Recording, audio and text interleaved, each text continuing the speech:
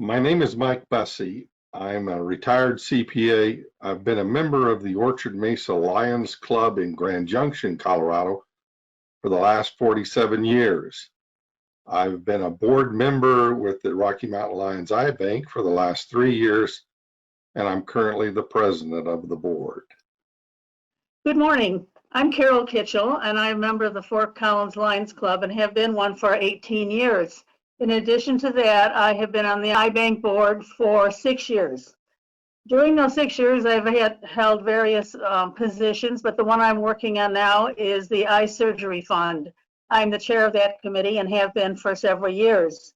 Now, this committee and this fund was organized by the Eye Bank to work with local clubs and ophthalmologists to provide financial services to those who cannot afford to pay on their own but do have vision problems.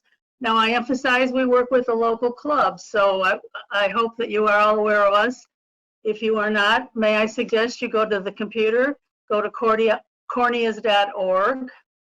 On the top, you'll see a banner. It says Lions. Hit that button, and then it'll walk you through. And there will be instructions, information, and also the application.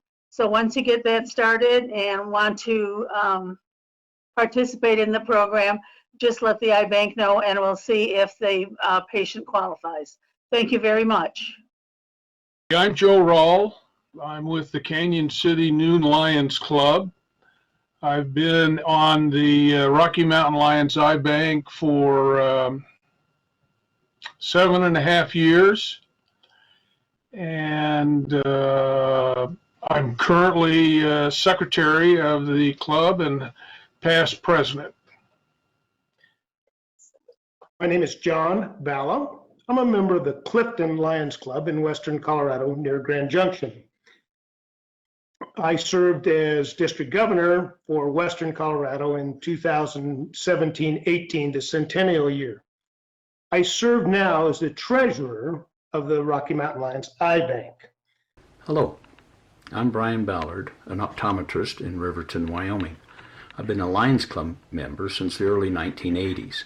2 years ago, I had the pleasure to be elected to the board of directors. As such, it's been my privilege to work with the staff and the board.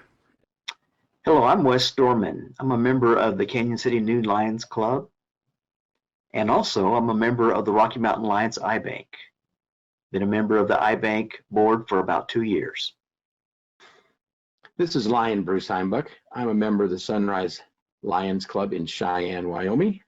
I've been on the Eye Bank board for about 4 years, and in that time, I have served as both vice president and president, and currently am serving as a board member. Hello, my name is Terry Lutz. I am a member of the Denver Lions Club. I have been a member for about 30 years and also a member of the Rocky Mountain Lions Eye Bank. I have just started my second term there. It's a 3-year term, and I finished my first term just a couple of months ago. I'm Lion Jim Rapp, and I'm a member of the Sheridan Sundowners Lions Club, and I'm also a member of the Rocky Mountain Lions Eye Bank Board of Directors.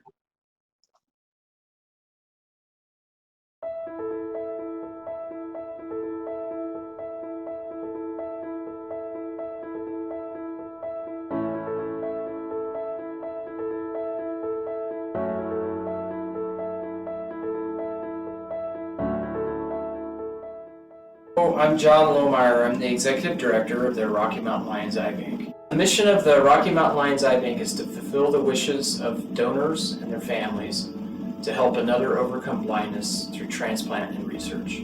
Part of fulfilling that mission starts with recovery techs, donor families, the donor themselves, and the Lions Club of Colorado and Wyoming. My name is Stacy Tarrin, and I'm the Technical Director at Rocky Mountain Lions Eye Bank. There's a couple ways to become a donor. You can sign up to the donor registry, which a lot of times happens at the DMV. The other option is authorization for donation, and that could be done first person, but most of the time it's by the family members. We get the authorization for donation. Either the hospital helps us with that, or our technicians call the families at some point in the process. Nearly 70% of all of the residents of Colorado and Wyoming signed up to be donors on the donor registry. And it's really just that simple. Saying yes to be a donor on the registry means that when we pass away, we'll do the best that we can to make sure and honor your wishes to become a donor. If you're not on the registry, you pass away, then it's up to your family to make that decision on your behalf.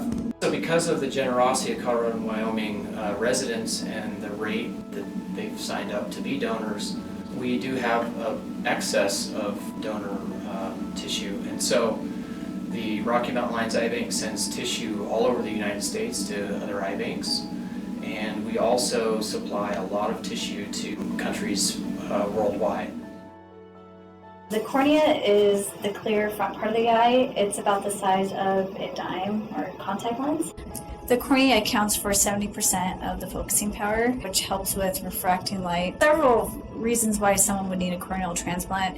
Some is just simple as like trauma, infection, and then there's diseases to account for. There's a lot of them. A couple that come to mind is keratoconus and Fuchs. Our technicians, they have a vital role in the donation process. Their job is to basically coordinate the recovery of the donor tissue. So they'll be talking to hospital staff, doctors, coroner's offices, funeral homes, and their main goal at that point is just to facilitate the recovery of the eye tissue.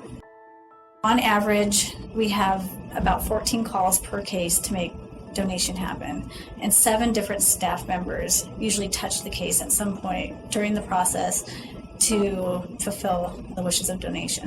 So initially, the nurse or doctor will call in to a donor information line and report the death. It's really high-level basic screening just to figure out if they're initially eligible for transplant. When our technicians make the initial call to the hospital, we're finding information about the patient, their family, if it's a coroner's case, just kind of getting some basic information so we can start the recovery process. Usually that follows up with several more calls. Typically by the time that we're ready to actually send a tech out, they've actually developed a pretty good relationship with that nurse. The cooperation between the nurse and our recovery techs is vital to make this all happen. A big part of getting ready to go on a case, since we're doing most of these recoveries out in the field, is to have all your supplies. And that might be a really simple thing, but if we're driving 250 miles to a recovery, if we don't have all the supplies there, that could really impact our ability to proceed with donation.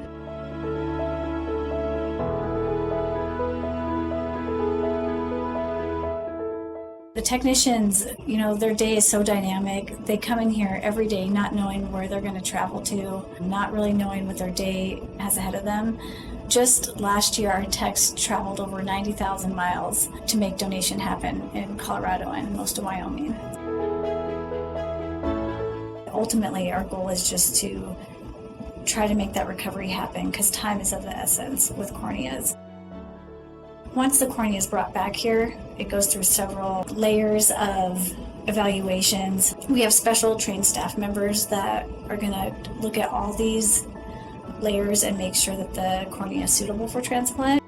We also need to do some blood testing for infectious diseases, things like HIV or hepatitis. While they're not that common, we need to make sure that we test and that the tissue is safe. We will need to reach out and do an interview with a family member or a friend or someone who knows a little bit about your medical and social history. That interview questionnaire is similar to the interview that you would do if you've donated blood and you filled out the worksheet or form. Very similar questions. And that's mandated by the FDA. And so some of those questions can be uncomfortable to ask or to answer. But they're absolutely necessary. We're doing everything that we can for quality and safety and a good outcome for a recipient. Part of figuring out if a tissue is viable is looking at under the slit lamp. Our technicians are looking at all the layers of the cornea. We're assessing health, damage, cell counts to try to figure out if this cornea is suitable for transplant. Sometimes when a surgeon requests tissue, depending on what kind of surgery it is, we may have to prepare the graft for them. It might be a DSEC tissue or a DMEC tissue. Surgeons sometimes would like us to cut down the tissue to a certain thickness. DMEC is actually a pretty cool procedure. Our techs are using manual dissection to get the cornea separated to about 10 to 15 microns. So a normal cornea could probably be from 450 to 500 microns. Just to give you an idea of how thick we're talking, a human hair is about 150 microns. We are preparing some of the tissues for with manual dissection at 10 to 15 microns for the surgeons.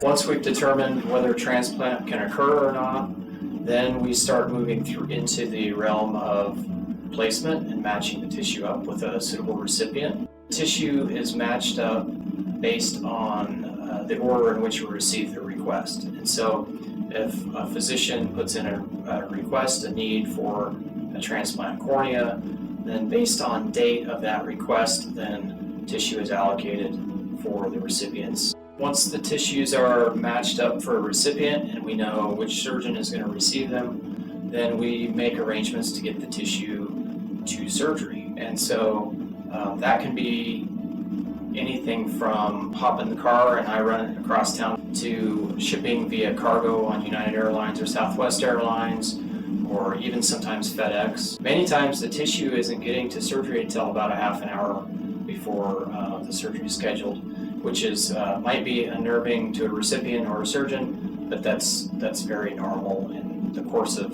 what we do here at the eye bank. A lot of our recipients write us letters and just tell us how the cornea transplant has enhanced or changed their life. We're talking about people telling us that they could see Colorado's scenery again and reading books and seeing their grandchildren. So I think by us receiving and getting to see some of those letters, it really is to remind them what they're doing here at the eye bank.